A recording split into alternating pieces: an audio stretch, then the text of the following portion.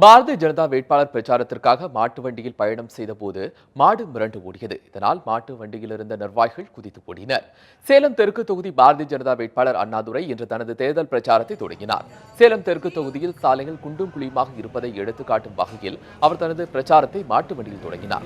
இதனால் வேட்பாளர் அண்ணாதுரை மற்றும் கட்சி நிர்வாகிகள் மாட்டு வண்டியில் ஏறி தங்களது பிரச்சாரத்தை தொடங்கினர். பிரச்சாரத்தின் தொடக்கமாக பாஜக நிர்வாகிகள் மற்றும் தொண்டர்கள் கோஷங்களை எழுப்பினர். கோஷங்கள் எழுப்பப்பட்டதால் ஏற்பட்ட அதிர்வு காரணமாக மாடு மிரளத் தொடங்கியது.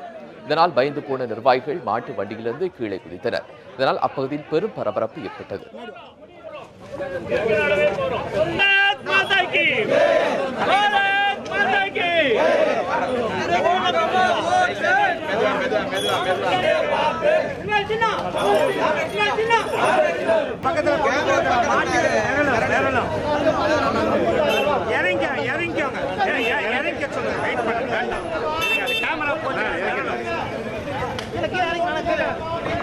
இறங்கி